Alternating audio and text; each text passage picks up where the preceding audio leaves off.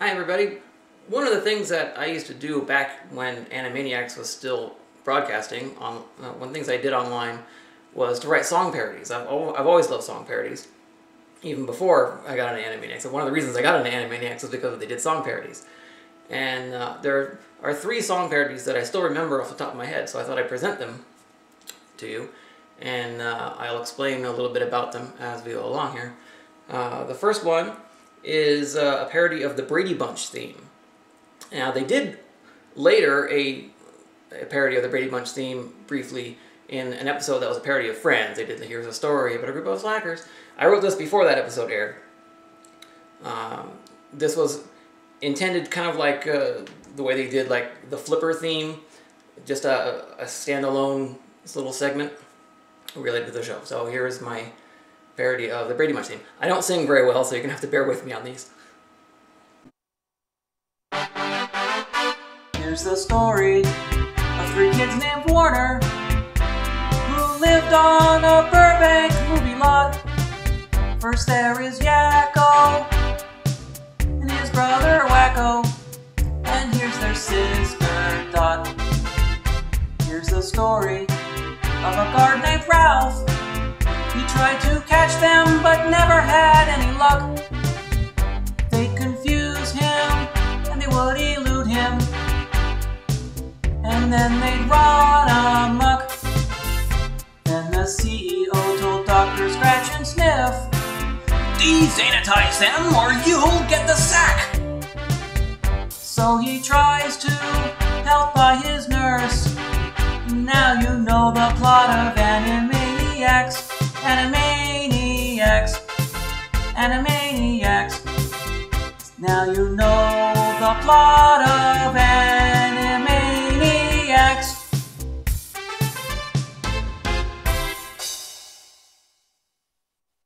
This next one is also a TV show theme parody. This is the parody of the Beverly Hillbillies theme. This one is kind of dated, and it was topical as well. It's dated because I make a reference to videotape and cathode ray tubes, which TVs are still made out of. It was topical because a lot of fans had made an incorrect assumption about the scheduling of the show. The show had been airing 6 days a week with new episodes on Monday through Friday, and then the repeats were on Saturdays.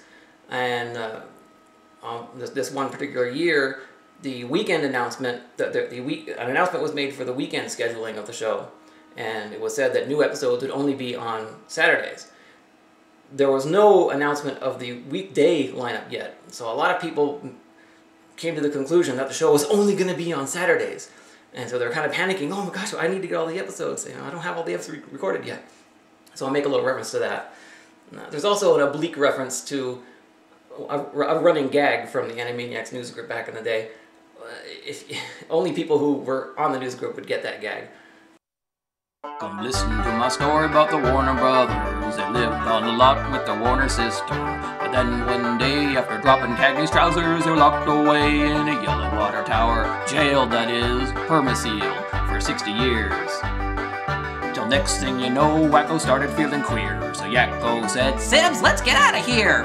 In a studio is where we ought to be." So they broke free with Dot and got a show on TV. Television, that is, the boob tube, cathode rays. And now you can see them nearly each and every day, till a later time when it'll be just once a week, they say. So be sure to get them all on tape now while you've got the chance, and always keep Baloney stuffed down every pair of pants. Y'all stay tuned now here. This final one I wrote on the day the final episode of Animaniacs aired, episode 99. Actually, I think I wrote the chorus that day and may have written the verse the next morning, I'm not sure. This one, I did it kind of as a joke because a lot of people were taking the cancellation of the show really, really hard. They were like devastated. And I kind of poked fun at that. I wasn't too concerned at the time, even though I knew some of the things that were going on at Warner Brothers, so I knew we weren't going to get anything else, from them anymore, because, a combination of the FCC's educational requirement and executives. But I was confident that these people that won so many awards for this show, they were going to be somewhere. You know, Warner Brothers doesn't want them. They're going to be somewhere else. Something else would come along. But unfortunately, so many of them have had trouble being employed ever since then, unfortunately. Even when they have gotten positions that they should have had some creative freedom, they didn't. Sorry, excuse me. But so I wasn't taking this as seriously as, you know, as it sounds. The reaction I got to this was very interesting, and I'll talk about that afterward. This is a parody of a song that should need no introduction.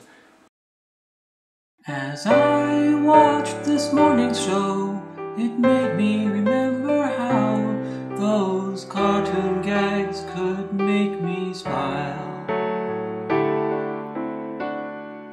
And I knew I had no chance to change the network's rigid stance and maybe keep life happy for a while. The ending credits made me wistful, and my eyes became quite mistful. Truth was clearer than before. Now there would be no more. I can still remember the way I screamed when those siblings first came on the screen. How I wish this were just a dream today.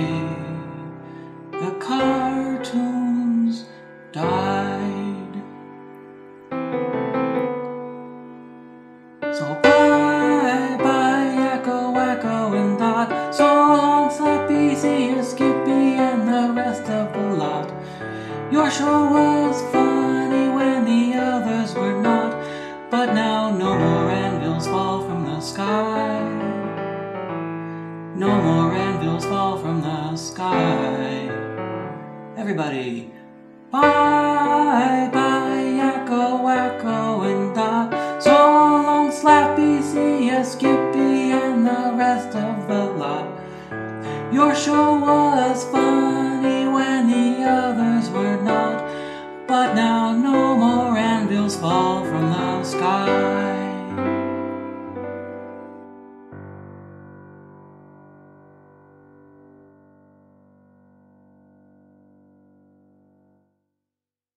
So yeah, I really liked that. I thought that was pretty funny, and so I posted it online, and then I waited to see what response I would get.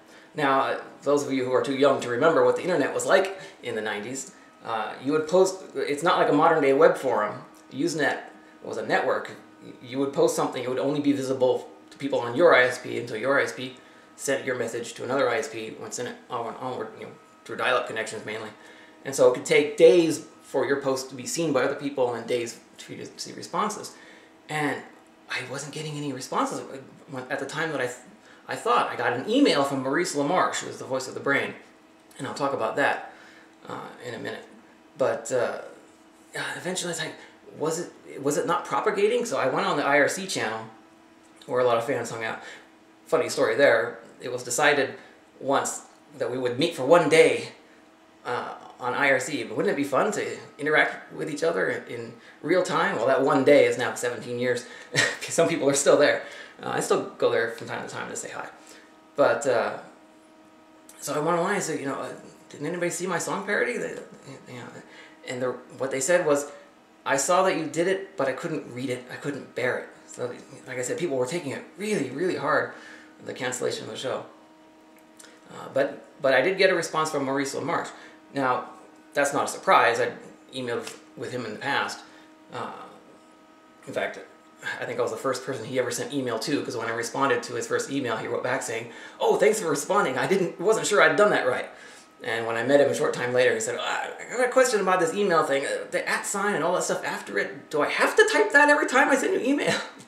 You know, it sounds so newbie-ish now. Of course, now he's very net savvy. He has, you know, a YouTube account and multiple Facebook accounts and posts video from his iPhone. And, you know. But when I saw that he was writing a response to that song parody, I thought, well, he was going to say something about the fact that I didn't mention Pinky and the Brain in it. Well, Pinky and the Brain had split off from Animaniacs, of course, and at that time they still had Pinky Elmira in the brain, so that's why I didn't include them in that song.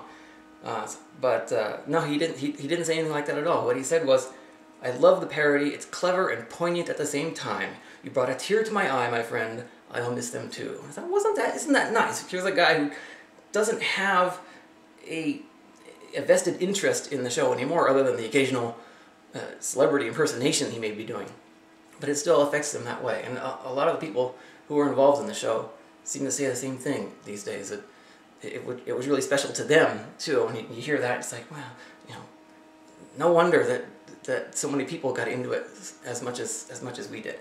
So that was cool. Anyway, I hope you enjoyed those song parodies, despite my singing.